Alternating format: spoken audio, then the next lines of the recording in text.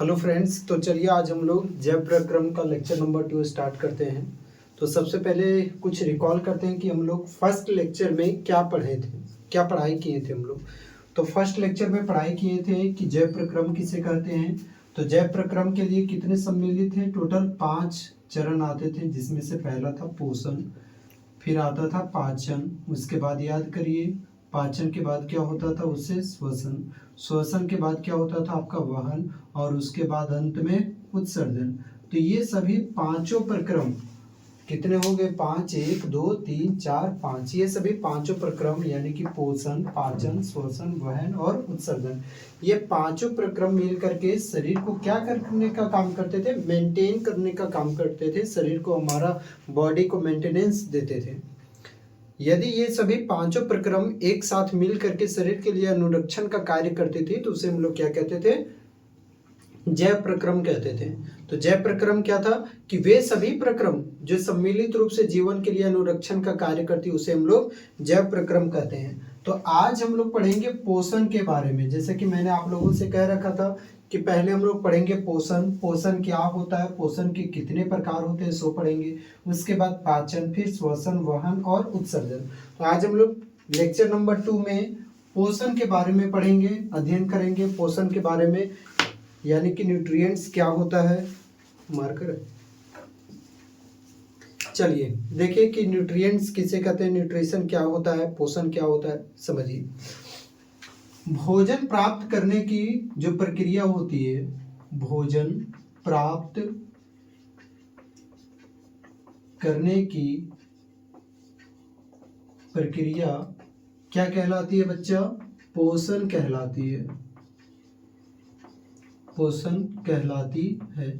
मतलब जो आप भोजन प्राप्त कर रहे हैं उस भोजन प्राप्त करने की प्रक्रिया क्या कहलाएगी, पोषण कहलाएगी। ये तो बिल्कुल आसान सा डेफिनेशन था कि भोजन प्राप्त करने की प्रक्रिया क्या कहलाती है, पोषण कहलाती है। लेकिन जो पोषण होते हैं वह पोषण के कितने प्रकार के होते हैं, पोषण कितने प्रकार के होते हैं, तो पोषण के प्रकार, तो पहला तो था आपका 1 नंबर पर था स्वपोषी पोषण, स्वपोषी पोषण, और दूसरा आपका था विषम पोषी पोषण।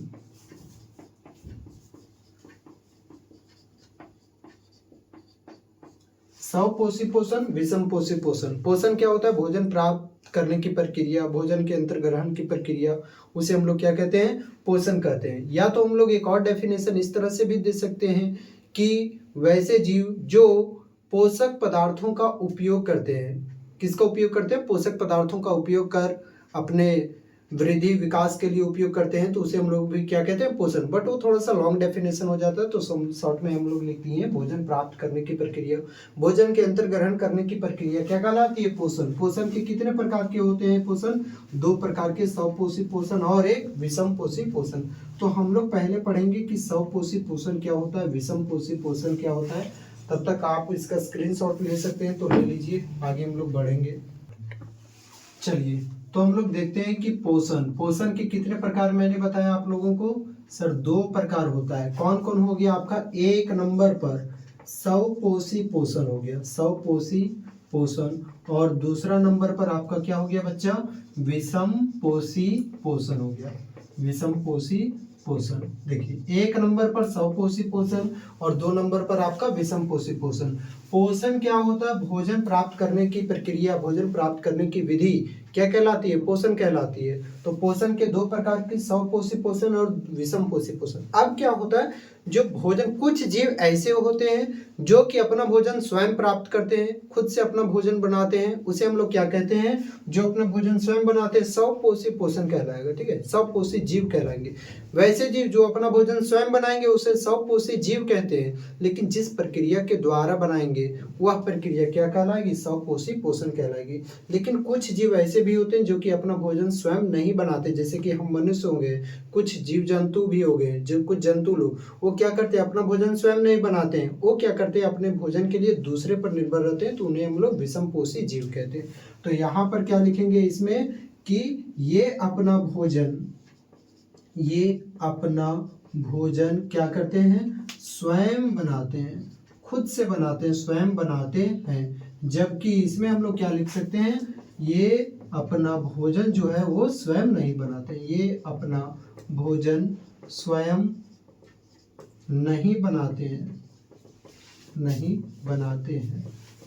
तो जो अपना भोजन स्वयं बनाते हैं स्वपोषी जीव कहलाते हैं, जो अपना भोजन स्वयं नहीं बनाते विषम पोषी जीव कहलाते हैं। लेकिन इस प्रोसेस को, इस प्रक्रिया को हम लोग स्वपोषी पोषण कहते हैं और इस पोषण की प्रक्रिया को विषम पोषी पोषण कहते हैं।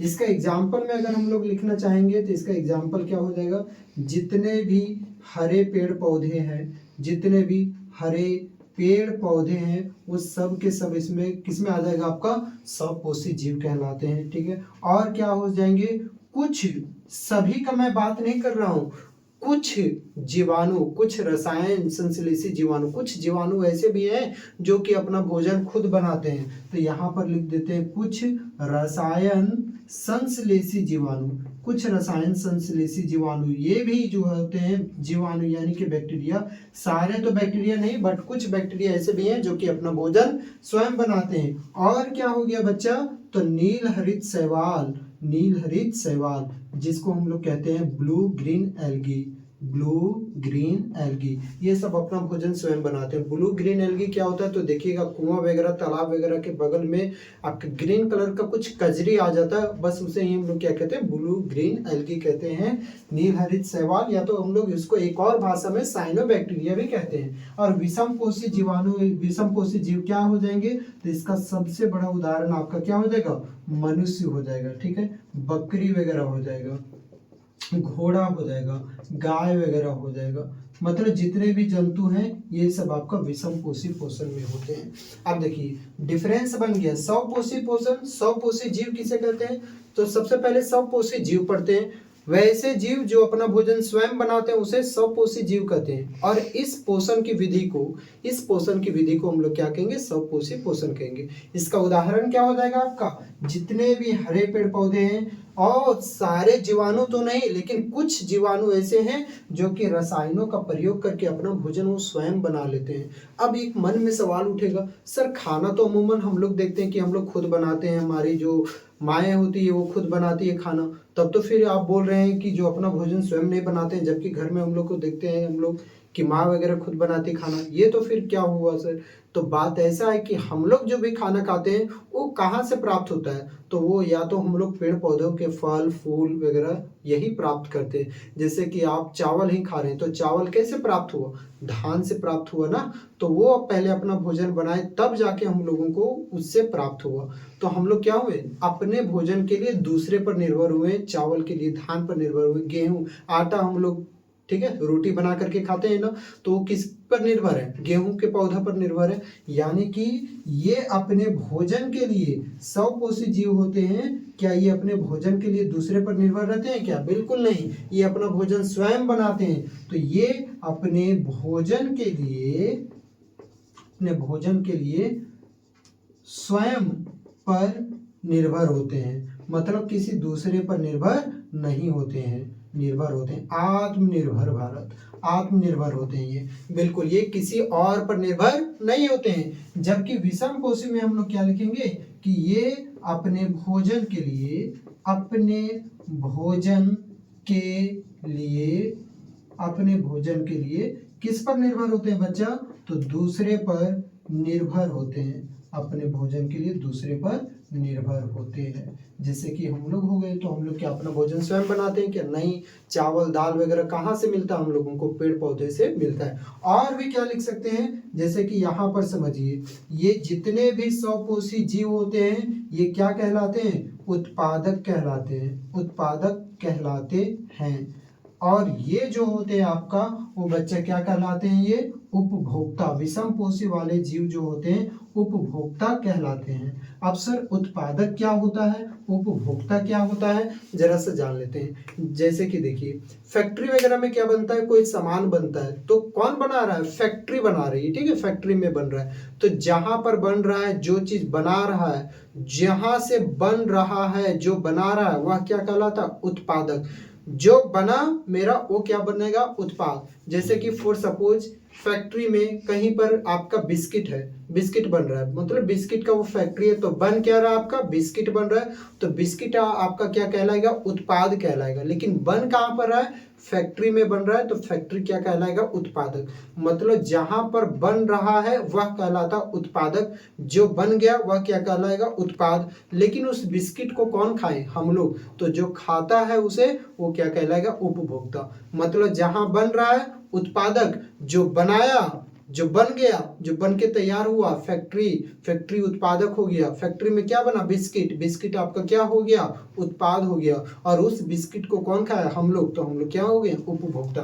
तो देखिए जितने भी हरे पेड़ पौधे हैं वो सब क्या बनाते हैं, अपना भोजन स्वयं बनाते हैं। तो ये खुद बना रहे हैं तो क्या कहलाएंगे, ये सब उत्पादक कहलाएंगे। लेकिन उनसे भोजन हम प्राप्त कर रहे हैं, उन्हीं के द्वारा बनाया गया भोजन हम खा रहे हैं, तो हम लोग क्या हो जाएंगे, उपभोक्ता हो जाएंगे। मतलब ये सब क्या होते हैं बच्चा, प्रोड्यूसर होते हैं, और हम लोग क्या हो गए, कंज्यूमर हो गए। तो एक बार फिर से हम लोग रिवाइज करते हैं कि स्वपोषी पोषण किसे कहते हैं, तो जो जीव अपना भोजन स्वयं बनाते हैं स्वपोषी जीव कहलाते हैं। लेकिन पोषण की इस विधि क्या कहलाती है, स्वपोषी पोषण कहलाती है। एग्जाम्पल में जितने भी हरे पेड़ पौधे हैं, और कुछ जीवाणु ऐसे भी हैं, कुछ जीवाणु, कुछ बैक्टीरिया ऐसे भी जो कि अपना भोजन स्वयं बनाते हैं। मैं ये नहीं कह रहा हूँ कि सारे बैक्टीरिया अपना भोजन स्वयं बनाते हैं, बट हाँ कुछ बैक्टीरिया जैसे कि आपका सल्फर बैक्टीरिया, आयरन बैक्टीरिया हो गया, नाइट्रोसोमोनास वगैरह हो गया, तो ये सब अपना भोजन स्वयं बनाते हैं। नील हरित शैवाल वगैरह हो गया, ये भी अपना भोजन स्वयं बनाते हैं।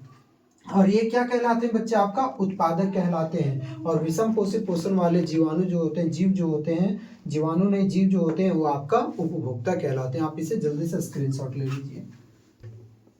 चलिए, तो इसको मैंने डेफिनेशन में लिख दिया हुआ, अच्छे प्रकार से संजो दिया हुआ है, आप इसको अच्छे से एक बार समझ लीजिए।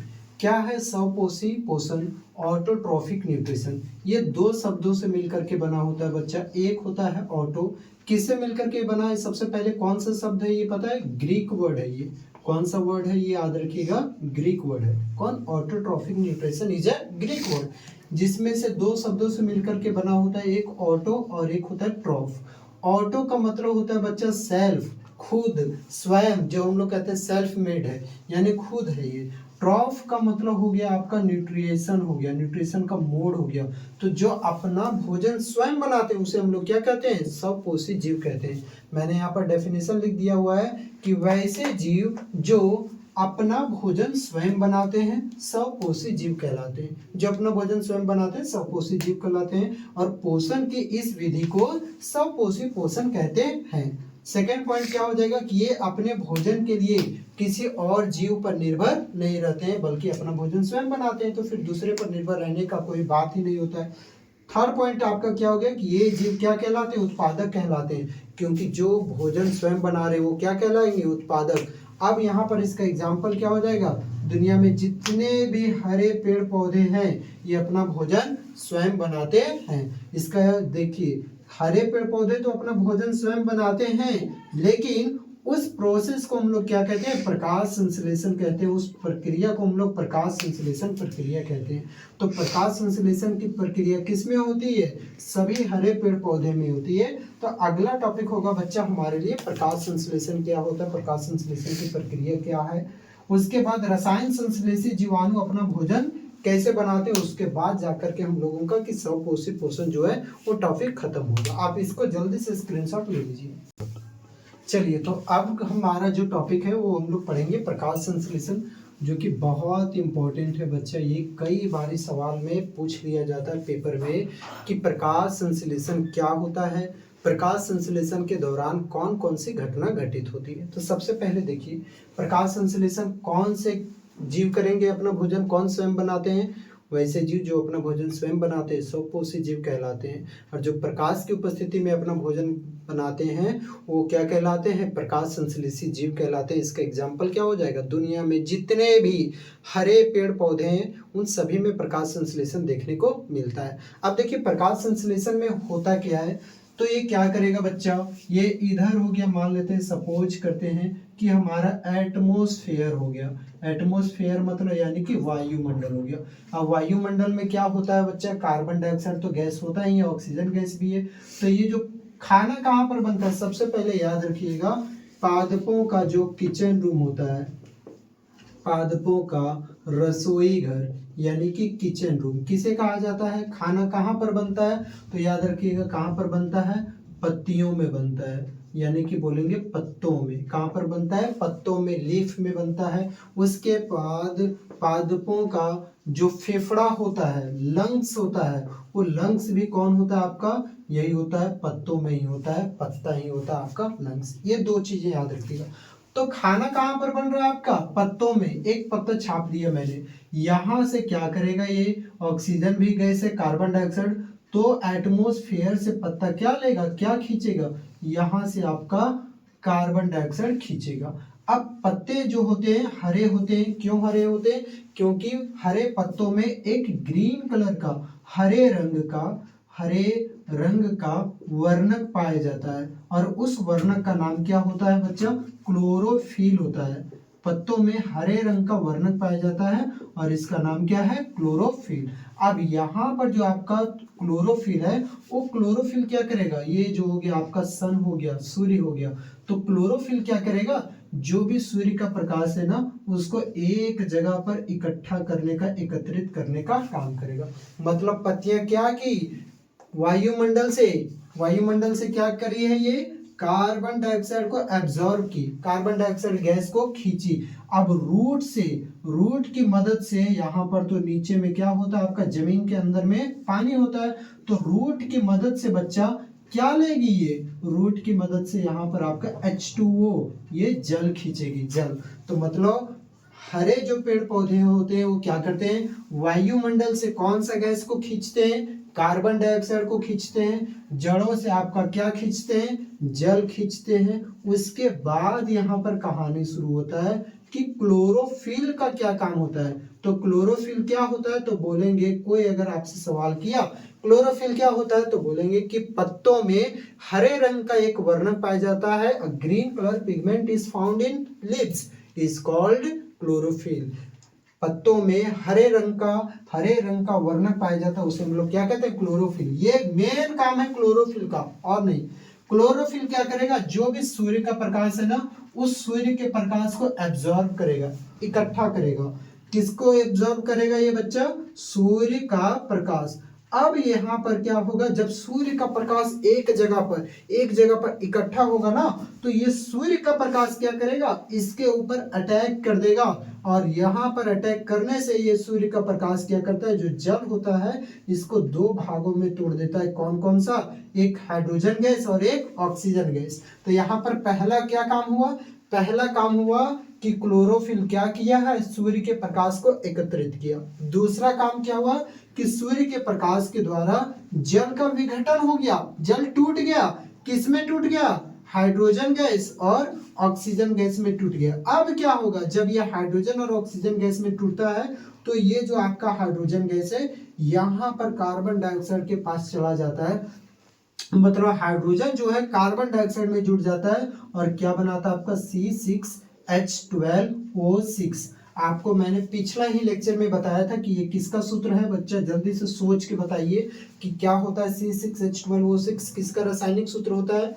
बिल्कुल सही कहा आपने, ये जो होता है रासायनिक सूत्र ग्लूकोज का होता है। किसका होता है? ग्लूकोज का। अब यहाँ पर मेरे पास क्या बच गया? ऑक्सीजन। तो उत्पाद के रूप में मुख्य उत्पाद क्या हो गया यहाँ पर आपका? ग्लूकोज। और सह उत्पाद मतलब मुख्य उत्पाद के अलावा एक और चीज बना, वो क्या बन गया आपका? ऑक्सीजन। तो यहाँ पर कौन कौन सी घटना देखने को मिली? तो सबसे पहले क्या हुआ? क्लोरोफिल क्या किया है? ये जो पत्तियों में हरे रंग का वर्णक है, वो क्लोरोफिल क्या किया? सूर्य के प्रकाश को एकत्रित किया। उसके बाद फिर क्या किया? सूर्य का प्रकाश जो होता है वो जल का क्या कर देता है? अपघटन कर देता है, मतलब इसको तोड़ देता है। किसमें? दो भागों में तोड़ता है। हाइड्रोजन गैस को अलग कर दिया, ऑक्सीजन गैस को अलग किया। उसके बाद क्या कहानी होता है कि ये हाइड्रोजन गैस जो होता है वह कार्बन डाइऑक्साइड में चला जाता है, और क्या बनाता है आपका? ग्लूकोज बनाता है, जो कि मुख्य उत्पाद होता है। और साथ में यहाँ पर जो ऑक्सीजन गैस बन गया वो सह उत्पाद के रूप में निकल जाता है। तो यहाँ पर से मुख्य उत्पाद मतलब मेन चीज आपका क्या बना, तो मुख्य उत्पाद जो मेरा बना हुआ है सर ग्लूकोज बना हुआ है, मुख्य उत्पाद ग्लूकोज। लेकिन सह उत्पाद यानी कि मुख्य उत्पाद के अलावा और क्या बना हुआ है, तो मेरे पास बना हुआ है ऑक्सीजन। तो निर्मित पदार्थ दो हो गए, ग्लूकोज और ऑक्सीजन। और ये खाना पूरा का पूरा कहाँ पर बना है, पत्तियों में बना है। तो सबसे पहले क्या किए, जो पत्तियों में छोटे छोटे से छिद्र होते हैं, उन छोटे छोटे छिद्र को याद रखिएगा, क्या कहा जाता है, उन छोटे छोटे छिद्र को स्टोमेटा कहते हैं हम लोग। क्या कहते हैं हम लोग, स्टोमेटा। हिंदी में पर्णरंध्र कहा जाता है, पर्णरंध्र। हिंदी नाम भी मैं यहाँ पर लिख दे रहा हूँ, पर्णरंध्र। तो स्टोमेटा का हिंदी नाम क्या हो गया आपका, पर्णरंध्र। तो जो पत्तियों में छोटे छोटे छिद्र होते हैं, स्टोमेटा होते हैं, वो इस प्रकार से ओपन हो जाते हैं और वायुमंडल से किस गैस को खींचते हैं, कार्बन डाइऑक्साइड को खींचते हैं। फिर पेड़ पौधे के जड़े क्या करते हैं, मिट्टी से आपका जल को प्राप्त कर लेते हैं, तो कार्बन डाइऑक्साइड जल। उसके बाद पत्तियों में हरे रंग का एक वर्णक होता है जो कि नाम है क्लोरोफिल। क्लोरोफिल क्या काम करता है, सूर्य के प्रकाश को एक जगह पर इकट्ठा करता है और फिर ये क्या करता है, सूर्य का प्रकाश जल का अपघटन करता है। उसके बाद यहाँ पर हाइड्रोजन गैस CO2 में जाके जुड़ जाता है, जो कि आपका क्या बनाता है, ग्लूकोज। और यहाँ पर आपका एक और उत्पाद बन जाता है, वो क्या हो गया आपका, ऑक्सीजन। बस यही जो प्रक्रिया होती है वह क्या कहलाती है, प्रकाश संश्लेषण की प्रक्रिया कहलाती है। आप इस इक्वेशन को स्क्रीनशॉट लीजिए, आगे हम लोग और भी पढ़ते हैं।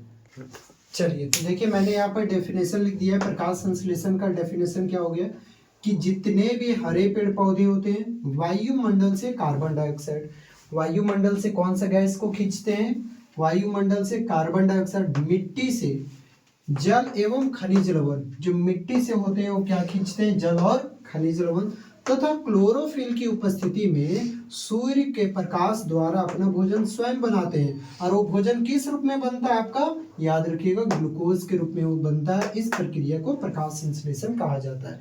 तो जितने भी हरे पेड़ पौधे होते हैं वो वायुमंडल से कार्बन डाइऑक्साइड, मिट्टी से जल एवं खनिज लवण तथा क्लोरोफिल की उपस्थिति में सूर्य के प्रकाश द्वारा अपना भोजन स्वयं बनाते हैं। इस प्रक्रिया को प्रकाश संश्लेषण की प्रक्रिया कही जाती है। और किस रूप में खाना बनता है, यहाँ पर ग्लूकोज के रूप में बनता है। अब यहाँ पर याद रखिएगा, मेरे पास तो जगह नहीं है बच्चा, बट मैं बता दे रहा हूँ कि प्रकाश संश्लेषण, ये भी क्वेश्चन पूछता है कि प्रकाश संश्लेषण के दौरान कौन कौन सी घटना घटित होती है। तो पहला नंबर पर देखिए, पहला नंबर पर क्या घटना घटित हो रही है कि क्लोरोफिल क्या करती है, सूर्य के प्रकाश को एकत्रित करती है। मतलब क्लोरोफिल द्वारा सूर्य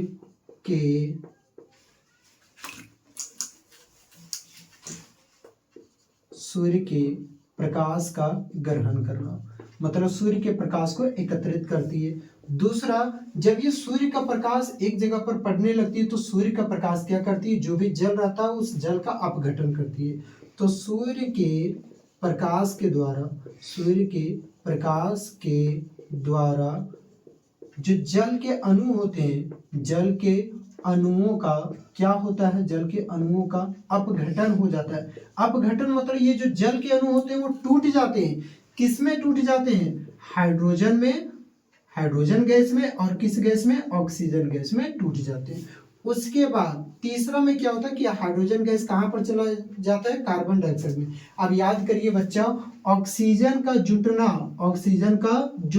क्या कहलाता है आपका, उपचयन कहलाता है। फर्स्ट चैप्टर आप लोग याद कीजिए, रासायनिक अभिक्रिया एवं समीकरण। ऑक्सीजन का जुड़ना क्या कहलाता है, उपचयन कहलाता है। और हाइड्रोजन का जुड़ना, अगर किसी पदार्थ में ऑक्सीजन का वृद्धि हुआ, ऑक्सीजन जुड़ा है, तो उससे हम लोग क्या कहते हैं, उपचयन। और हाइड्रोजन का जुड़ना क्या कहलाता है, अपचयन कहलाता है, अपचयन कहलाता है। अब ध्यान से अगर देखा जाए तो कार्बन डाइऑक्साइड में आपका क्या जुड़ रहा है, हाइड्रोजन। तो कार्बन डाइऑक्साइड का क्या हो गया, अपचयन। तो यहाँ पर लिखेंगे CO2 का किसमें अपचयन हो जाना, ग्लूकोज में अपचयन हो जाना। और ग्लूकोज आपका क्या है, कार्बोहाइड्रेट है। तो CO2 का कार्बोहाइड्रेट में क्या हो जाना, अपचयन हो जाना। ठीक है। अब सर कार्बोहाइड्रेट हम कैसे पहचानेंगे कि कार्बोहाइड्रेट है, तो बच्चा जिस भी पदार्थ में कार्बन, हाइड्रोजन एंड ऑक्सीजन, ये तीन चीज रह गए तो उसे बोल दीजिएगा कि वो एक प्रकार का क्या है, कार्बोहाइड्रेट है। जैसे कि C12H22O11, ये आपका शुगर का केमिकल फॉर्मूला हो गया। तो इसमें देखिए कार्बन है, हाइड्रोजन है, ऑक्सीजन है, ये एक प्रकार का क्या हो गया आपका कार्बोहाइड्रेट है। C6H12O6, ये भी एक कार्बन, हाइड्रोजन, ऑक्सीजन, ये भी एक प्रकार का क्या है, कार्बोहाइड्रेट है। तो CO2 में आपका हाइड्रोजन जुड़ जा रहा है, हाइड्रोजन जुट गया तो देखिए कार्बन, हाइड्रोजन, ऑक्सीजन आया, यानी कि ग्लूकोज बना। तो कार्बन डाइऑक्साइड का कार्बोहाइड्रेट में क्या हो जाता है, अपचयन हो जाता है। ठीक है, ये 3 पॉइंट हो गया। उसके बाद और चौथा पॉइंट क्या होता है कि जो सूर्य का प्रकाश होता है वो किस ऊर्जा में, सौर ऊर्जा जो होती है, सूर्य का प्रकाश यानी कि जो सौर ऊर्जा होती है वो किस ऊर्जा में बदल जाती है। तो सौर ऊर्जा का किस ऊर्जा में रूपांतरण हो जाना, रासायनिक ऊर्जा में रूपांतरण। ये 4 घटनाएं होती है। नीचे तक आ रहा है? हाँ। ओके, चलिए, तो कौन कौन सी, सबसे पहले प्रकाश संश्लेषण क्या होती है कि हरे पेड़ पौधे वायुमंडल से कार्बन डाइऑक्साइड, मिट्टी से जल एवं खनिज लवण तथा क्लोरोफिल की उपस्थिति में सूर्य के प्रकाश द्वारा अपना भोजन स्वयं बनाते हैं। इस प्रक्रिया को प्रकाश संश्लेषण कहा जाता है। इसमें आपका रिएक्शन क्या हो रहा है बच्चा, तो रिएक्शन हो रहा है CO2 प्लस H2O। क्या बन रहा है उत्पाद में, ग्लूकोज बन रहा है और साथ में ऑक्सीजन। ये जो ग्लूकोज हुआ आपका मुख्य उत्पाद होता है। मुख्य उत्पाद के रूप में यहाँ पर ऐसे भी सवाल कर सकते हैं, प्रकाश संश्लेषण के दौरान मुख्य उत्पाद क्या बनता है, तो मुख्य उत्पाद ग्लूकोज। प्रकाश संश्लेषण के दौरान सह उत्पाद क्या बनता है, तो सह उत्पाद ऑक्सीजन बनता है। अब कौन कौन सी घटना घटित होती है, तो निम्न घटना, 4 घटना घटित हो रही है। पहला, क्लोरोफिल द्वारा सूर्य के प्रकाश को ग्रहण। क्लोरोफिल क्या करती है, सूर्य के प्रकाश को ग्रहण करती है। यदि आप ध्यान से सुनिए, अगर ये क्लोरोफिल ना हो तो फिर क्या सूर्य का प्रकाश ग्रहण हो पाएगा, क्या नहीं। सूर्य का प्रकाश ग्रहण नहीं हो पाएगा तो फिर जल के अणुओं का भी अपघटन हो पाएगा, हाइड्रोजन और ऑक्सीजन में नहीं। जब हाइड्रोजन और ऑक्सीजन में जल के अणुओं का अपघटन नहीं हो पाएगा तो फिर यह हाइड्रोजन कार्बन डाइऑक्साइड में नहीं जाएगा, और जब यहाँ नहीं जाएगा तो फिर ग्लूकोज नहीं बनेगा। यानी कि सारा का सारा खेल किस पर टिका हुआ है, क्लोरोफिल पर। क्लोरोफिल ना हो, सूर्य का प्रकाश एकत्रित नहीं, सूर्य का प्रकाश एकत्रित नहीं तो जल के अणुओं का अपघटन नहीं, जल के अणुओं का अपघटन नहीं तो ग्लूकोज का निर्माण नहीं, ग्लूकोज का निर्माण नहीं तो खाना बना ही नहीं पेड़ पौधों का। तो क्लोरोफिल द्वारा सूर्य के प्रकाश का ग्रहण। दूसरा, सूर्य के प्रकाश के द्वारा जल के अणुओं का अपघटन। सूर्य का प्रकाश क्या करती है, जल के अणुओं को अपघटित कर देती है। ठीक है, किसमें अपघटित कर देती है, हाइड्रोजन और ऑक्सीजन में। उसके बाद CO2 का कार्बोहाइड्रेट में अपचयन हो जाता है और सौर ऊर्जा किसमें बदल जाती है, आपका रासायनिक ऊर्जा में बदल जाती है। ये आपका हो गया बच्चा इसके लिए रिएक्शन। अगर पूछेगा पेपर में सवाल प्रकाश संश्लेषण क्या है तो यहाँ पर आपको डेफिनेशन भी लिखना है, साथ में एक केमिकल रिएक्शन जरूर लिखना है। अगर पूछे प्रकाश संश्लेषण की प्रक्रिया के दौरान कौन कौन सी घटना घटित होती है, ये चारों घटना को लिख देना है। ओके, आप इसको जल्दी से स्क्रीनशॉट ले लीजिए।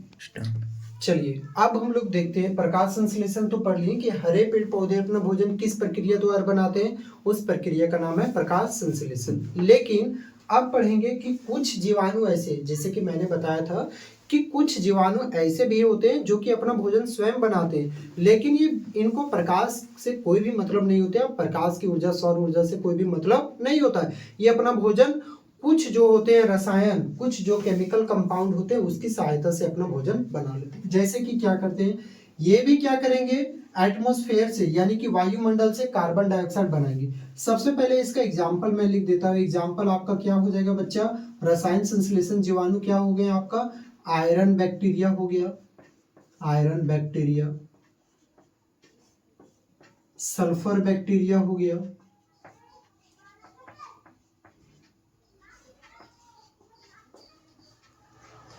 सल्फर बैक्टीरिया, और आपका क्या हो गया, नाइट्रोसोमोनास जीवाणु हो गया, नाइट्रोसोमोनास। ये सब आपका है जो कि अपने भोजन स्वयं बनाते हैं, लेकिन ये सब तो हरे पेड़ पौधे हैं ही नहीं, ये सब तो जीवाणु है, इनमें क्लोरोफिल है ही नहीं, ये सब अपना भोजन स्वयं कैसे बनाते हैं। तो ये सभी क्या करते हैं, कार्बन डाइऑक्साइड वायुमंडल से खींचते हैं, उसके बाद इनको एक केमिकल चाहिए होता है और उस केमिकल का नाम है हाइड्रोजन सल्फाइड, H2S। ये हाइड्रोजन सल्फाइड, उसके बाद फिर ये क्या करते हैं, हाइड्रोजन सल्फाइड कार्बन डाइऑक्साइड का उपयोग करते हैं। उसके बाद ये जो होता है हाइड्रोजन सल्फाइड बच्चा टूट जाता है, किसमें, हाइड्रोजन में और सल्फर में टूट जाता है। तो यहाँ पर ठीक उसी प्रकार से याद करिए जिस प्रकार से प्रक्रिया उसमें हो रहा था कि हाइड्रोजन किस में चला जाएगा, कार्बन डाइऑक्साइड में। मतलब क्या बनेगा यहाँ पर C6H12O6, ये यहाँ पर आपका किसका फॉर्मूला हो गया, ग्लूकोज का हो गया। हिंदी में भी नाम वही होता है ग्लूकोज। और ये हो गया आपका मुख्य उत्पाद, लेकिन सह उत्पाद के रूप में क्या निकलेगा, सल्फर। अब यहाँ पर सवाल तो ये आपके मन में उठेगा कि सर वहां पर आपका H2O था, मतलब जल था, तो उस जल के अणुओं का अपघटन हो रहा था हाइड्रोजन और ऑक्सीजन में, और ये अपघटन कौन कर रहा था सर, सनलाइट कर रहा था, सूर्य का प्रकाश। लेकिन यहाँ पर क्या है बच्चा, H2S हाइड्रोजन सल्फाइड, इसको तो कोई तोड़ने वाला है ही नहीं, ये कैसे टूट गया हाइड्रोजन और सल्फर में। तो ये इसलिए टूटा क्योंकि हाइड्रोजन और सल्फर के बीच में जो बॉन्डिंग होता है, आप केमिस्ट्री में सर पढ़ाएंगे कि मैं ही पढ़ाऊंगा कि हाइड्रोजन और सल्फर के बीच में जो बॉन्डिंग होता है वो काफी क्या होता है, कमजोर होता है। तो इनको ऐसे ही जरूरत नहीं होता है कोई भी चीज को तोड़ने के लिए। बैक्टीरिया के पास, जीवाणुओं के पास वो क्षमता होती है कि हाइड्रोजन और सल्फर के बीच में जो बॉन्डिंग होता है उसको ये अपने से तोड़ दे। तो हाइड्रोजन सल्फर के बीच के बॉन्डिंग को तोड़ती है और हाइड्रोजन यहाँ पर चले जाती है और क्या बनाती है, आपका कार्बोहाइड्रेट यानी कि ग्लूकोज, और ये सल्फर। तो ये अपना भोजन स्वयं बना रही है। लेकिन क्या इनको सूर्य का प्रकाश का उपस्थिति चाहिए क्या, सूर्य का प्रकाश चाहिए क्या, नहीं, इनको सूर्य का प्रकाश नहीं चाहिए। अभी एक और बात, प्रकाश संश्लेषण की प्रक्रिया सूर्य की प्रकाश की उपस्थिति में होगी, यानी कि सिर्फ और सिर्फ दिन के समय, रात के समय में तो प्रकाश संश्लेषण की प्रक्रिया तो होगी नहीं। लेकिन चाहे दिन हो चाहे रात हो, इसको प्रकाश से कोई भी मतलब नहीं है। तो यह प्रक्रिया दिन और रात दोनों समय हो सकती है, जबकि प्रकाश संश्लेषण की प्रक्रिया सिर्फ और सिर्फ दिन के समय होती है। और किस रूप में खाना बनता है, ग्लूकोज के रूप में। मन में सवाल उठेगा सर प्रकाश संश्लेषण की प्रक्रिया सिर्फ दिन के समय होती है, ग्लूकोज सिर्फ दिन में बनता है, तो रात में पेड़ पौधे क्या खाते हैं। तो बच्चा जब ग्लूकोज एक पत्ता में वहां पर ग्लूकोज बना था, और वही जब ग्लूकोज ज्यादा हो जाता है ना, तो वहां पर भोजन संचित वो कर लेते हैं। कहां पर भोजन संचित हो जाता है, संचित भोजन, वो भोजन संचित हो जाता है उनके जड़ों में। यहाँ पर जो ये सब जड़ जो दिख रहा है, आपका जो जड़ ये सब दिख रहा है ना, ये सब जो जड़ दिख रहा है, इन जड़ों में आपका भोजन संचित हो जाता है। और वो भोजन किस रूप में संचित हो जाता है, तो याद रखिएगा स्टार्च के रूप में संचित हो जाता है। यहाँ पर फिर से एक नंबर का सवाल बन गया कि ग्लूकोज भोजन संचित होने के बाद किस रूप में बदल जाते हैं, स्टार्च के रूप में। और जब जब भोजन का जरूरत होगा पेड़ पौधों को, तो यह स्टार्च टूट के ग्लूकोज में बदलेगा और फिर से अपना भोजन वो स्वयं प्राप्त कर लेगा। खैर इस पर आते हैं। तो यह प्रक्रिया हमेशा चलता है, दिन और रात दोनों समय चलता है, जबकि प्रकाश संश्लेषण की प्रक्रिया सिर्फ और सिर्फ दिन के समय होती है। अब थोड़ा सा हम लोग अंतर पढ़ लेंगे, उसके बाद ये टॉपिक हम लोगों का खत्म हो जाएगा। आप इसको जल्दी से लिख लीजिए।